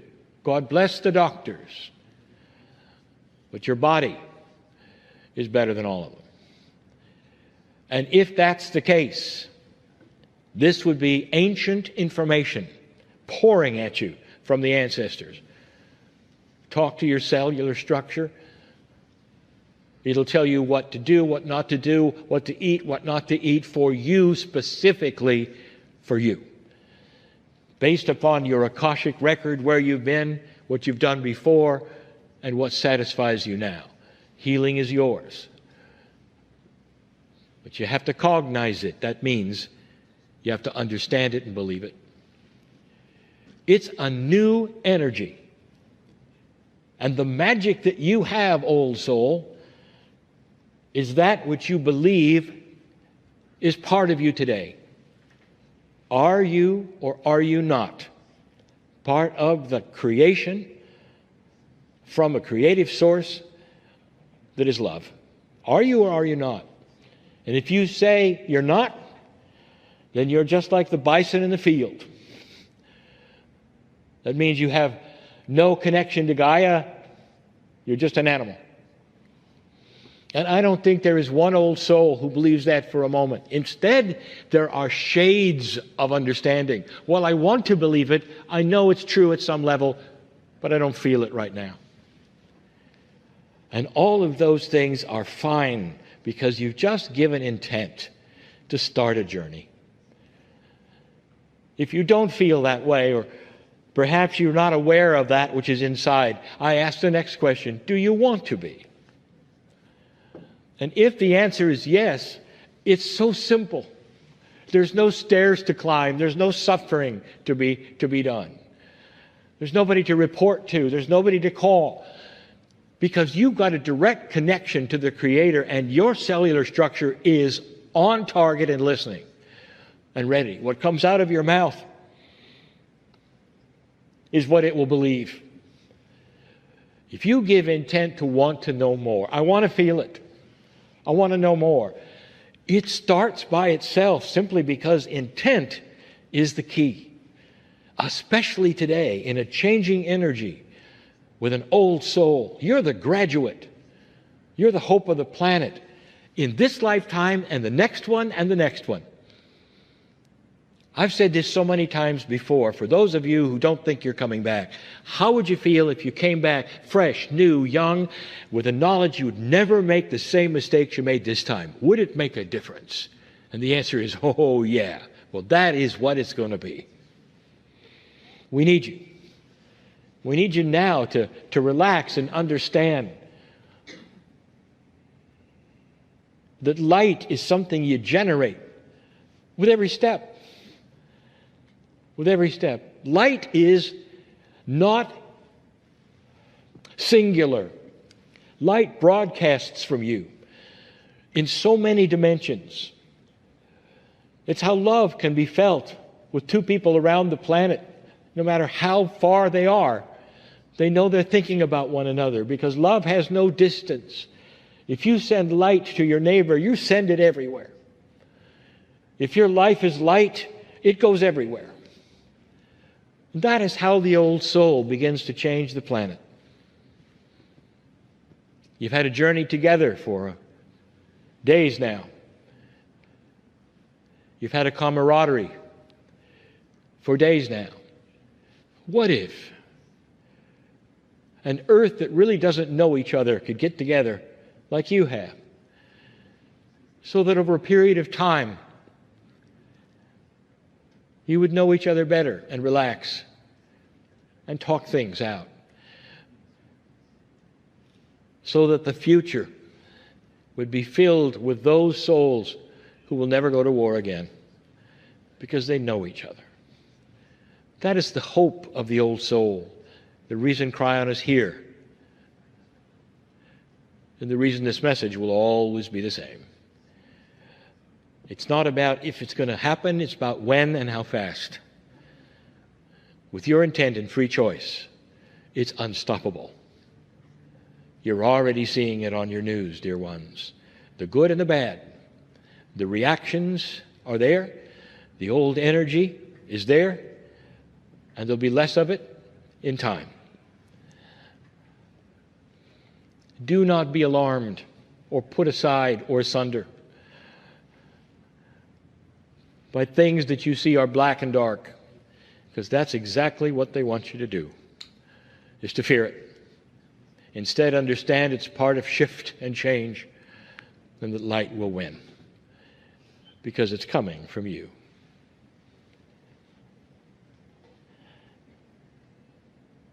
Thank you for this journey, for listening to these messages, because now you're abundant in love and knowledge, in wisdom, in duration. I'm in love with humanity because of those like you. And so it is. Hi, everybody. Thanks for watching this. I wanted to tell you this is a little time sensitive. Greetings, dear ones. I am Kryon of Magnetic Service.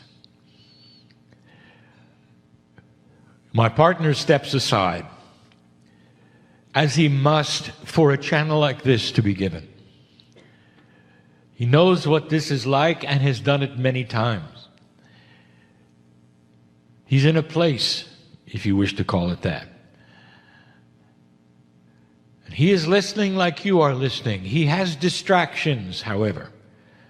that are not the ones you have, and he's spoken of that before. He is not talking now. And again we say, that perception must be clean for you to cognize what is being said. I speak of things that are beyond his knowledge. And I talk about the real energy of this planet that is physical right now. We have spoken of physics many times. We're not going to today. But we're going to talk about physical, three-dimensional things that are affecting you through an interdimensional source that is changing that which you know. We have said now 4 years that this change was coming.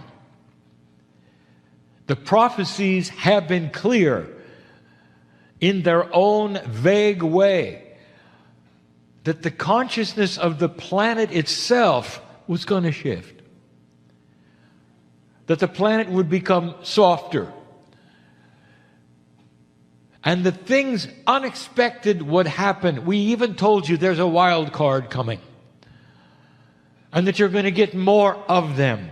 And they may feature things, inventions you didn't expect, actions you didn't expect, benevolence you didn't expect. Softer energy is coming to you. And that is very sweet, and many have said, that's a good prediction, a wonderful prophecy. I want to tell you what's really happening. I want to give you the ABCs of it, as you say. I want to give you the physicalness and the reality of what's going on. Some of this will appear to you as a review, but it isn't. It's a consolidation of many little pieces that I've given you before to show you what is going on today. The subject is DNA. DNA is not simply a chemical molecule in your body. It is a multi-dimensional piece of divinity. The very molecule that you call DNA is all over the galaxy, dear ones. It is life. It is the way life forms. It is the patterning. It is the geometry of life everywhere. And you're going to see this. Well understood by many, not so well by some. And it's changing. It can only change through physics. You are not receiving any chemical changes from the universe. It's all through physics. I'll review 26 years ago when I came in. I told my partner to write in his first book, and he did, that the magnetic grid of the earth is shifting. And it did. It had to.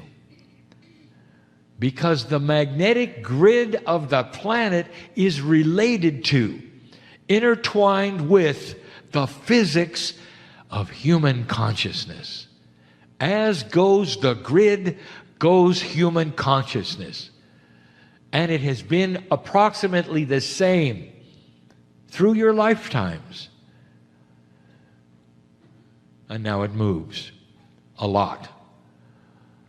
It moved so that it could be positioned to receive something that is now receiving.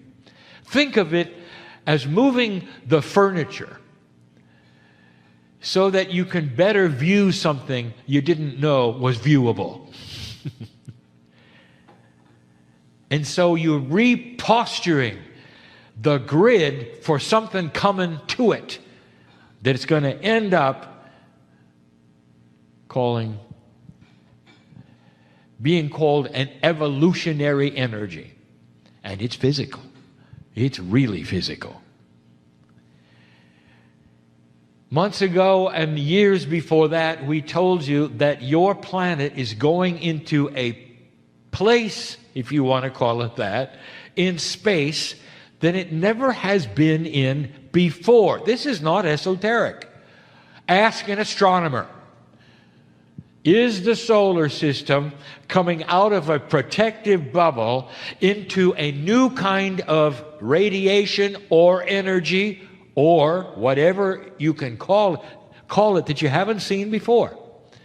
Is it possible that your solar system is losing a protective sheath that it's always had because of where it was? I want you to understand your solar system has always been on the move. It rotates around the center of the galaxy.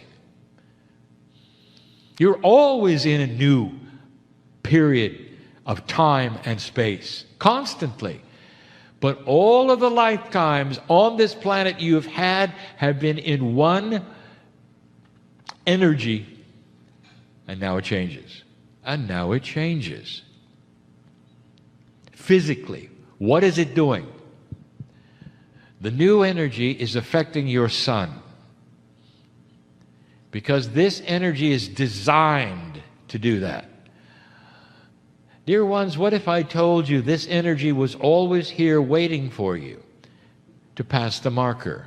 This is an evolutionary energy that's going to affect your sun, the heliosphere of your sun, which then passes to the magnetic field of the earth, which has now been repostured for new consciousness.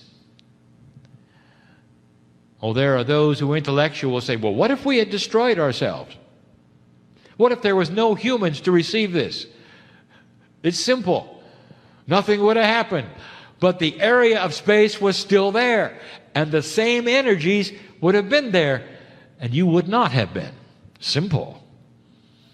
But you are.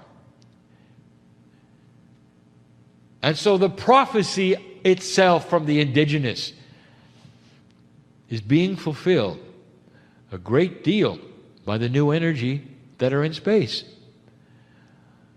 They affect your sun. The heliosphere of your sun changes. Now, the sun had to be quiet for this. I want you to ask an astronomer about the sun and the cycles of the sun. And I want you to ask the astronomer, what period of radiance is the sun in at the moment? And the astronomer will say, well, it appears to be one of the quietest times the sun has ever seen.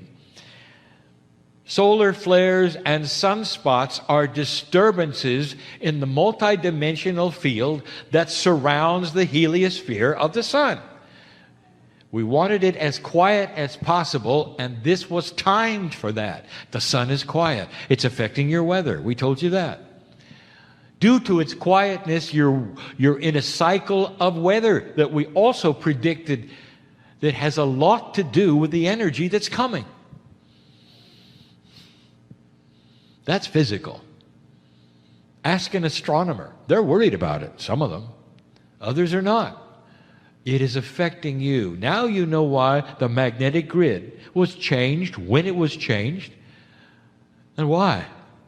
That's physical. Now, a bit more esoteric. At the same time this is happening, we gave you the information of the nodes and the nulls. Is it possible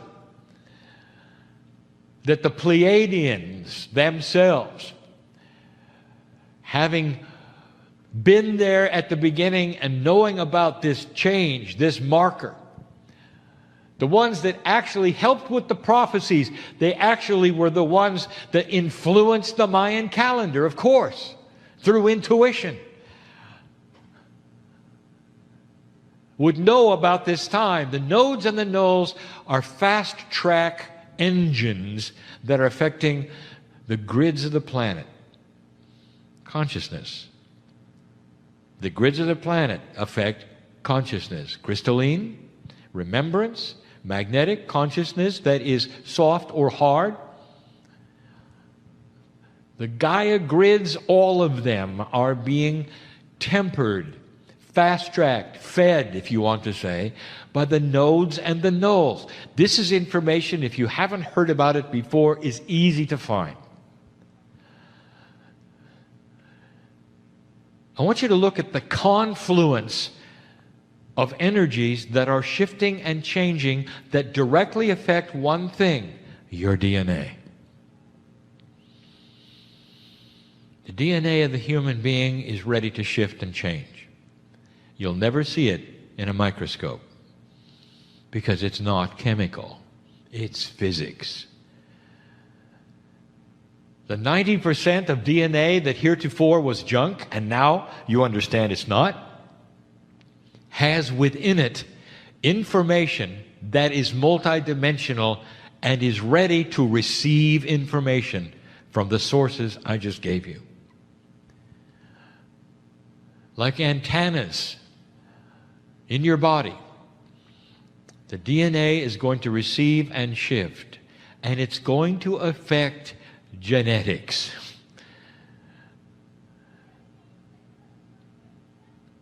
Mothers receive it first, pass it to your children. Mothers, you don't even know you got it, and you're passing it to your kids. There is what you would call perhaps an agreement in biology that it would be passed in a new way to the newborns. And the newborns are the ones that would then wake up with the change. And they are. I'm going to talk about Genesis cells in a moment because this is important that you know what they are. And it will be perhaps new information or maybe not. It's a Kryon term, not a medical term. There may be medical terms similar. This is different.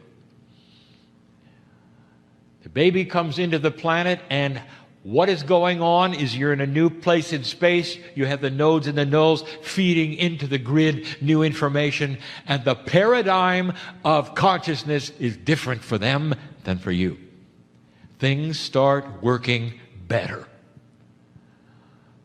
Intuitive self, the barrier between innate and consciousness, all of these things start to improve. The barrier starts to become less. Be ready for children that have intuition about what's wrong with them. And if they tell you something's wrong, take them to the doctor. Don't tell them it's your imagination, honey, or it'll be okay later. Do you hear that?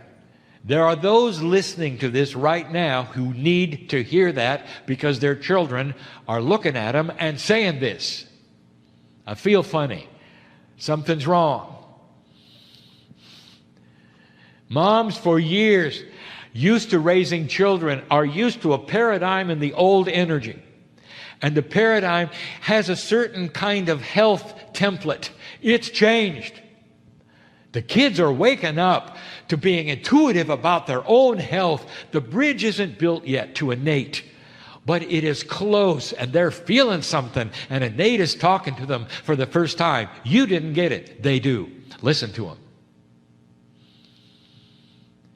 The akash of the child is starting to become clearer. These children are going to tell you so many things about who they've been and what they've done. Church, get ready for it. If you're a parent and you're listening to this now, the worst thing you can do is suppress it. The best thing you can do is to tell the child the absolute truth. The absolute truth. I believe you. There are those who won't. Let's make an agreement when you say it out loud and when you don't. That's truthful. And the child will get it. The child will get it.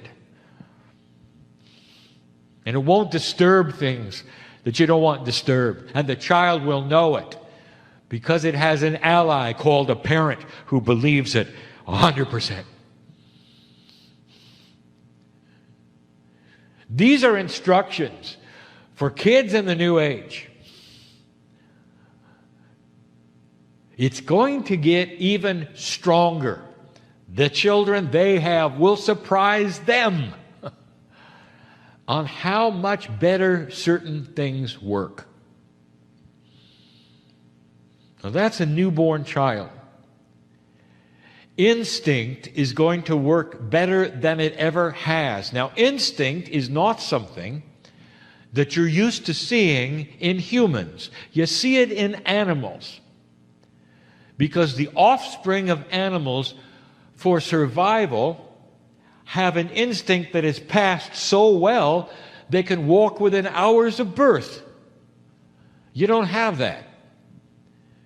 Instinct is starting to become part of that which is Akash. It is chemical as well as being esoteric, as is in animals. You ought to have it, and you will. You're going to see children remembering how to walk and how to eat faster. Faster than they should have. Faster than the doctors that know about child development will give you. It's off the scale. Get ready for it. It's instinct. It's simple chemistry, but it's working better. Just like in the animal kingdom. Children will come in remembering what their parents know, what their parents are able to do, what a human being is able to do, walk and talk, and eat properly. As it is now, every mother in the room knows you start from scratch, nothing, zero, every time a child is born. And that is changing. If you look at the individual cell and DNA itself, if you could say what is happening, it is becoming enabled. Now you're using a funny word, and it's a buzzword in esoteric, and it's called activation. Don't change it, it's fine. But it actually is not accurate. You are releasing DNA from a prison. If you have somebody who is crippled in a chair, now this is going to mean something to those of you who are here, not to those who are listening later, because there's been an example on the screen. A cripple in a chair, shriveled, not able to move. And suddenly they are released slowly from this, and the fingers untangle. The hand starts to become whole again. They start to move and wiggle because of something that's happened to the DNA. Not to the hand, not to the muscles, not to the fingers, not even to the arm, to the DNA.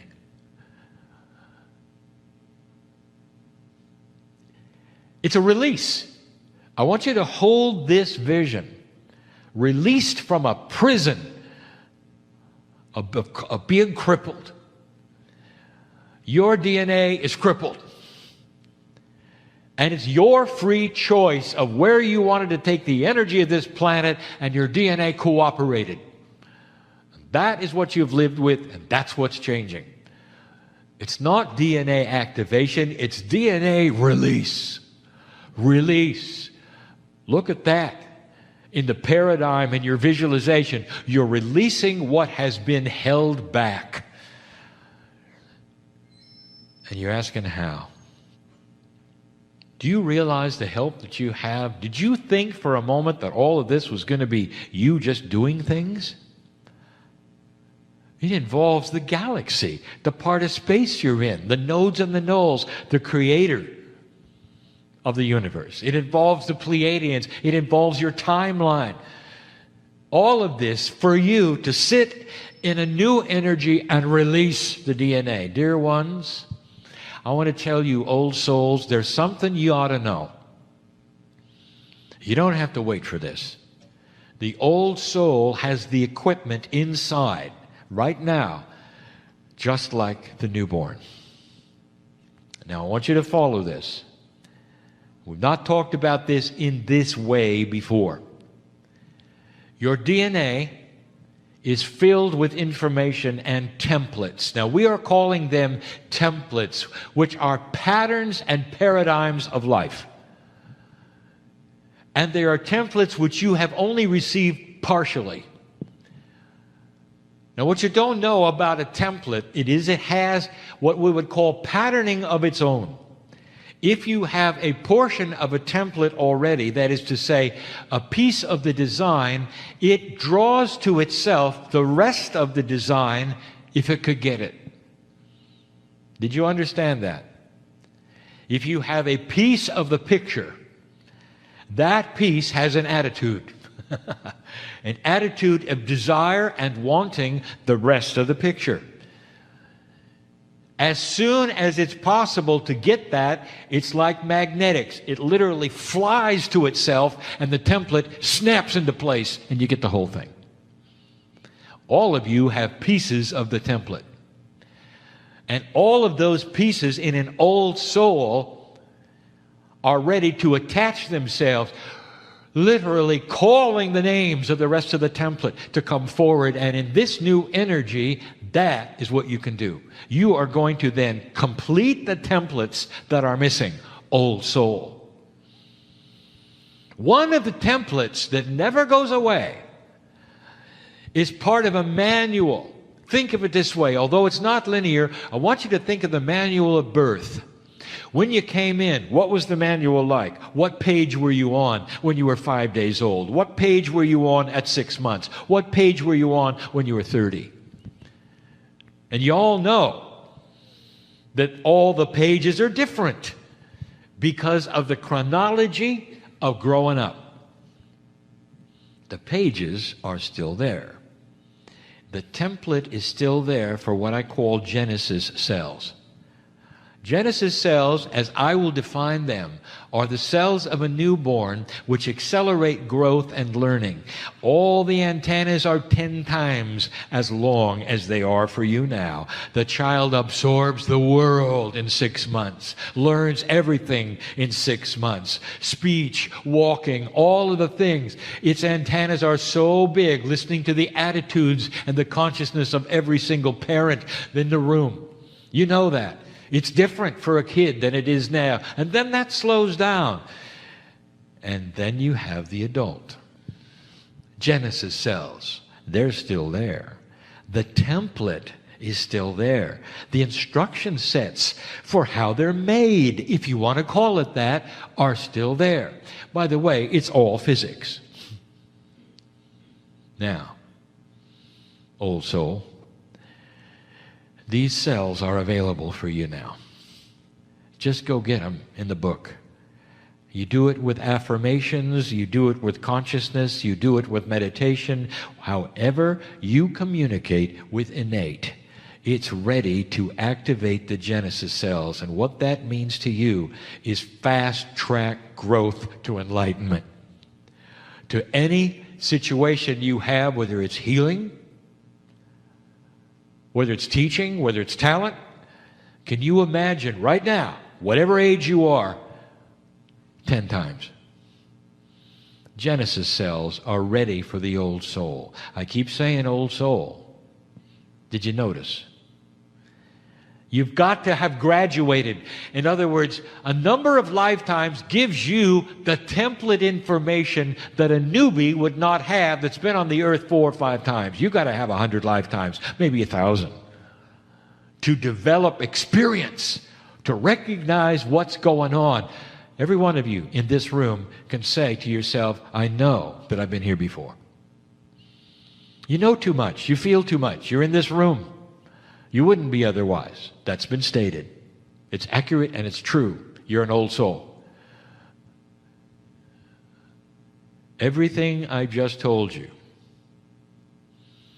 is about the enhancement of the human being in an energy that if you were alert, you would have expected.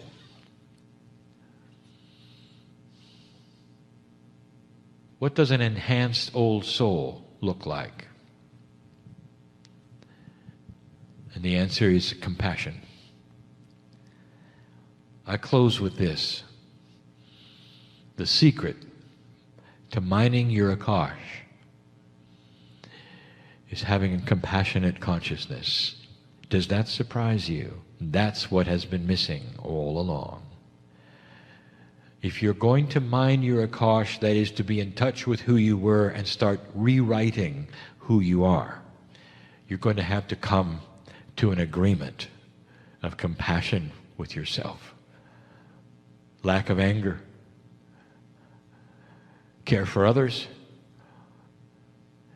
purity of God inside. Now, I've never said that before. That's physics. The physics of consciousness to create compassion creates what I call compassionate action. Then you can start minding your Akash. It's for everyone in the room. An old soul knows how to do this. Those listening, I know who you are. You wouldn't be listening unless you were an old soul, even an uninterested old soul. You are one, you know you are. Compassion is the king of all descriptions of emotion at this point on the planet. It's going to lead you into an evolved state, and without compassion and caring for others, it is not going to work. In fact, nothing will work. Very slowly, there's going to be a split, and we talked to you about it before, those who are compassionate and those who are not. And it's going to be obvious. Obvious. Caring or uncaring. State of mind. That's the split to come. Don't worry about it, compassionate one. When you take the attributes of the Master, light surrounds you. No more fortressing. Some of you know what that is. No more catching the diseases of the day. They won't be able to touch you with compassion. It's physics. It's real. It's physical. And it's happening now. Your society will reflect this sooner than you think. And you turn on your news and you think I'm crazy. Just wait. There's some wild cards coming. Benevolent in a new energy. I'm crying in love with humanity. And so it is. Hi, everybody. Thanks for watching this. I wanted to tell you this is a little time sensitive. And I invite you to close your eyes and take a moment to feel the energy of the crystal or the rock that's in your hand. And if you don't have a crystal or a rock, take a moment to feel the energy beneath your feet. For wherever you are standing on Gaia. Even if you're in a building with concrete, underneath that is Gaia. And so allow yourself to feel the energy of Gaia. Many of you may even feel the messages from Gaia being sent to you in this moment. She is deeply honored that we have created an Earth Day.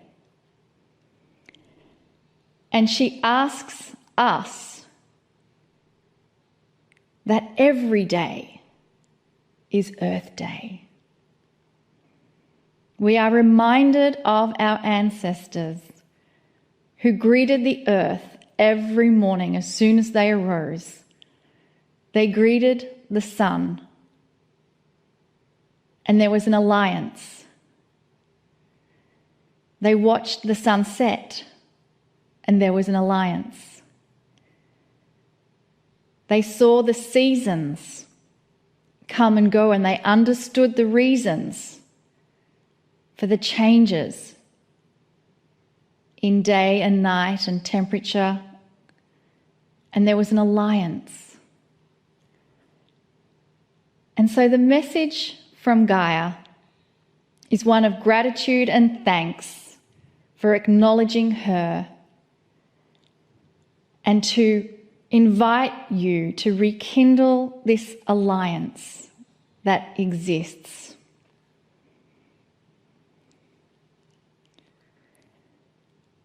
And so we thank Gaia for sharing her precious moments with us in this meditation. And we give thanks and gratitude for the Kryon message to come.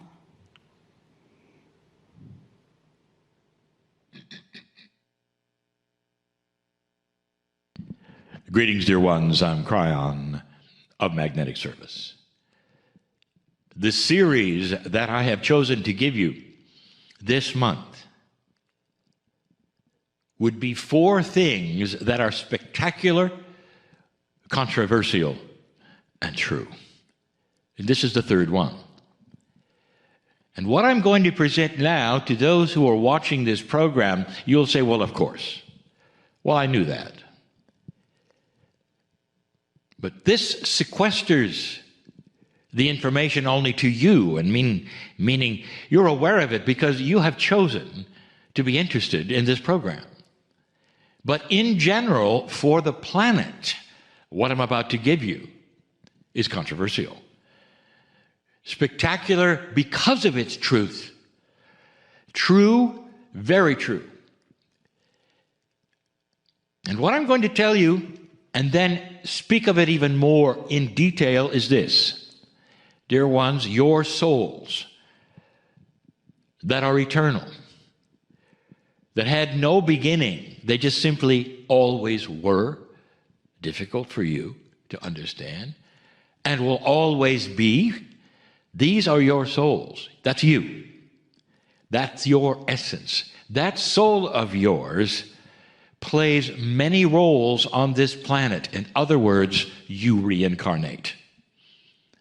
Spectacular because it's the plan that helps to advance this planet with a consciousness that you have free choice to use.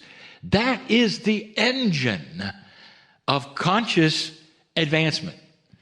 Because your soul comes back as one who has been here and done this and has a chance then to advance past that because it lays into your Akash. Like a school would be, to advance the grades lifetime after lifetime. You retain what happened last time and work it out the next time. Some call it karma. It's more than that, dear ones. It's actually not that.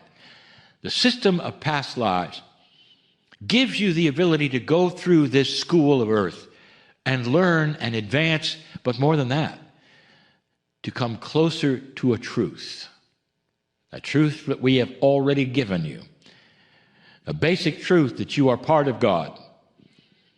A basic truth that says that the entire plan is about elevating this consciousness of this planet to mastery. That's the engine. It has to be. If everyone simply came one time, you'd all still be in kindergarten. Now, some have said you still are.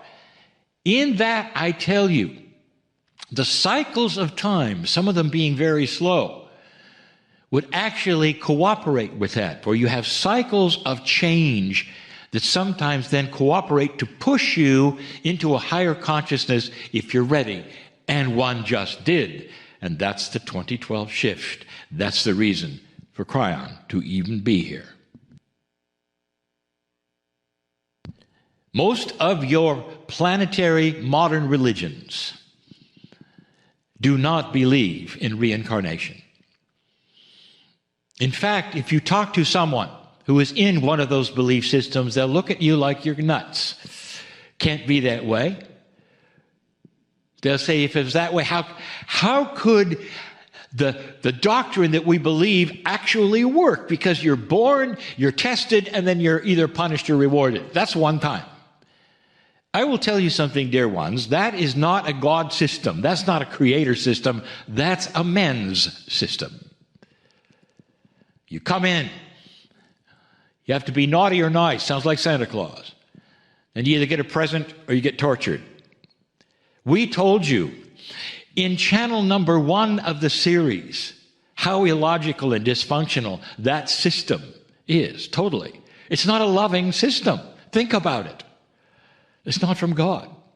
The system that is beautiful has you coming and returning.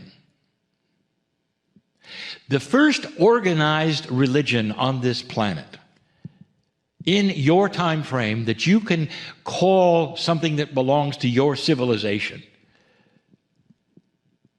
is Hinduism.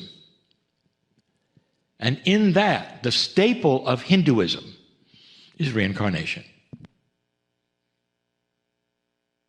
This is just to give you a sample of this answer to a question: what was the first intuitive thoughts of humans back then, without a doctrine to think about, without rules? What did they come up with that they could grasp and work with together? And the system was love, compassion, and included past lives. Subsequent to that, there have been others also that include past lives. On the planet right now, there are billions who still believe that reincarnation is not just a possibility, but is the way it works.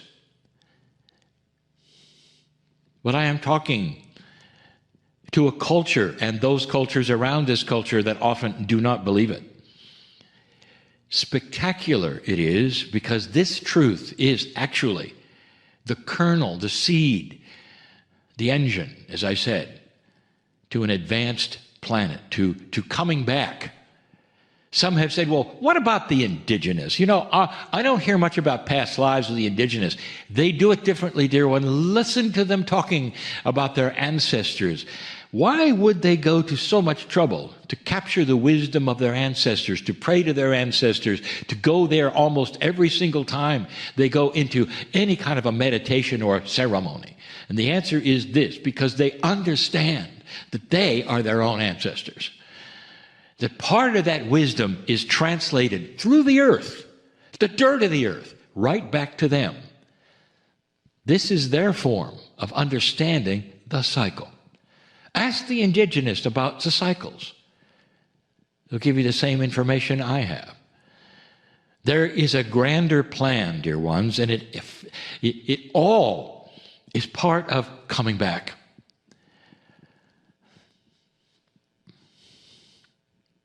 There are so many things that I could give you, so many examples of the beauty of a returning human. In all of these things, I want you to know this. You, your soul, could hardly wait to get here. I will tell you something else, controversial to the max. You chose your parents. We have said this before, that there are so many of you right now going, you got that one wrong, Kryon. Others may have chosen their parents. I would never have chosen those. You did. You chose them for numbers of reasons. You didn't choose them so that you would have a test or you would have a troubling life. You chose them because you might be their teacher, old soul that you are. There are many old souls who choose young soul parents, so that those parents might learn from you. And you might say, well, I'm not really sure my parents learned anything from me. You don't know what you don't know. Things go in and they settle. Souls learn differently than humans learn. There are systems afoot. Your consciousness of what you believe affects others in ways you don't even think they do. All part of this plan. My partner, he asked and answered a question. Both asking and answering, why do some have to die early? The answer is they don't have to. But they had an agreement. And if you look at it this way, that before they ever came in, the agreement was this, that if they achieve a high consciousness to that state at which they can, that some of them said, I'm going to leave early and come back and continue right away so this planet has a chance. A population of the future with wisdom. And so no matter what you do for them, it doesn't help.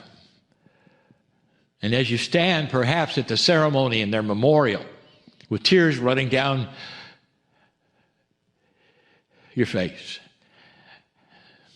There's still some wise ones among you that say, thank you for the plan, for they will affect this planet and I'm going to be there because I'm coming back too. Spectacular, true, beautiful. And that's who you are. Now you know why.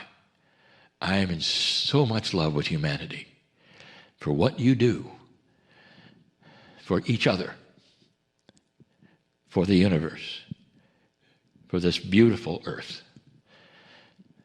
Truly spectacular. And so it is.